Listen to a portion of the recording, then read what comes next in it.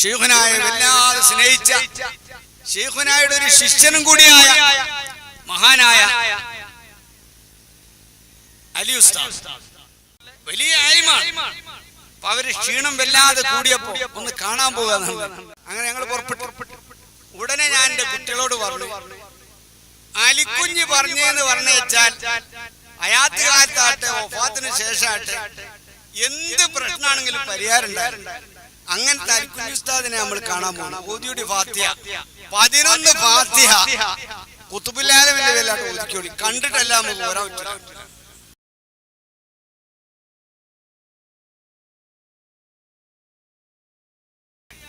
ഞങ്ങള് അലി ഉസ്താദിനെ കാണാം.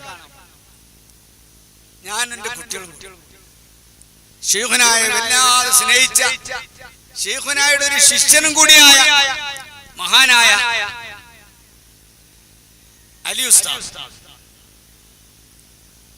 അല്ലാഹു തആല അവരെ ദർജയേറ്റി കൊടുക്കും. ഉഖർബിയ ഉലമായിൽ അല്ലാഹു നൽകുന്ന എല്ലാ പവറുമുള്ള വലിയ സ്ഥാനത്തേക്ക് അല്ലാഹു അവരെ ഉയർത്തി അനുഗ്രഹിക്കട്ടെ.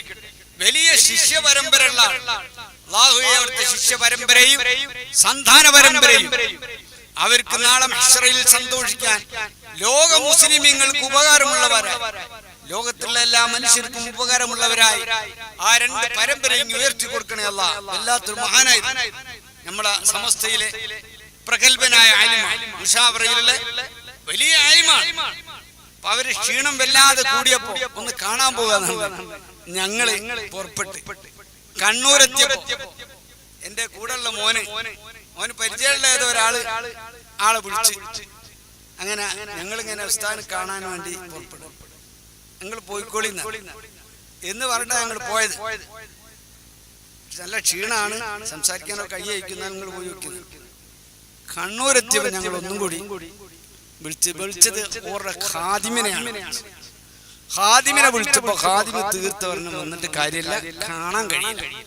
10-15 ദിവസത്തോളമായി ആരോടും സംസാരിക്കുന്നില്ല.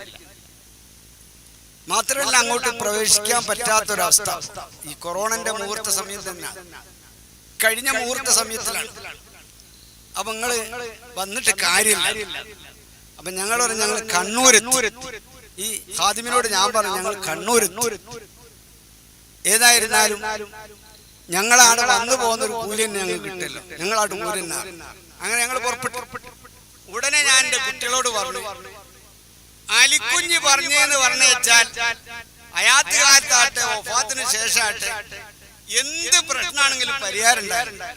അങ്ങനത്തെ അലിക്കുഞ്ഞ് ഉസ്താദിനെ നമ്മൾ കാണാൻ പോകണം. ഓതിയുടെ ഫാത്തിഹ 11 ഫാത്തിഹ കുത്തുബുല്ലാലമിന്റെ പേരിലാട്ട് ഒതുക്കി കണ്ടിട്ടെല്ലാം നമുക്ക് ഓരോ. അങ്ങനെ ഞങ്ങള് ആ കാറിന് 11 ഫാത്തിഹ ഓതി. 11 ഫാത്തിഹ ഓതിയിട്ട് ഞങ്ങൾ അടിച്ചെന്ന് അവിടെ എത്തി. ഗേറ്റിങ്ങിൽ എഴുതി വെച്ചിരിക്കുന്ന പ്രവേശനമില്ല. പക്ഷെ അങ്ങനെയാണെങ്കിൽ ഗേറ്റ് ഒന്നും ഇങ്ങനെ ഞങ്ങൾ ഉന്തി നോക്കി.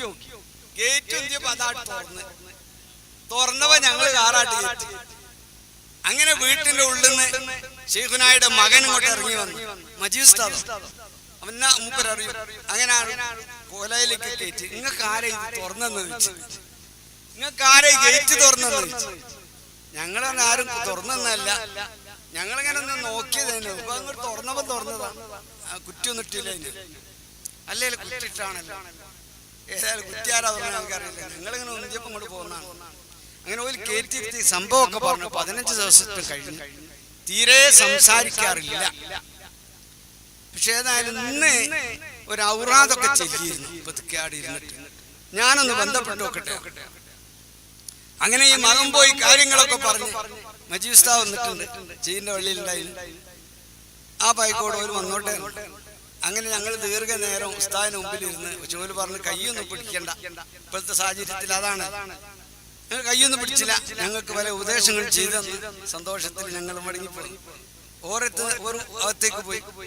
പിന്നെ ഈ മോൻ ചോദിക്കും നിങ്ങൾ എന്താ ചെയ്തത്. 2 തങ്ങന്മാര് വന്നിട്ട് കാണാൻ കഴിഞ്ഞില്ല. തീരെ പ്രവേശനം. നിങ്ങൾ എന്താ ചെയ്തത്? ഞാൻ പറഞ്ഞു അലിക്കുഞ്ഞ് പറഞ്ഞു എന്ന് പറഞ്ഞാൽ എല്ലാവിടെ കബൂലാണല്ലോ. അങ്ങനത്തെ ഉസ്താദിന്റെ അടുത്തേക്ക് നമ്മൾ പോകണേ. ശൈഖുനാക്ക് 11 ഫാത്തിഹ ഓതിക്കോളി, ഞമ്മക്ക് കാര്യം നടക്കട്ടെ എന്ന് പറഞ്ഞാൽ ഞങ്ങൾ പോകുന്നത്. അപ്പൊ അത് തന്നെ നന്നായി കണ്ട്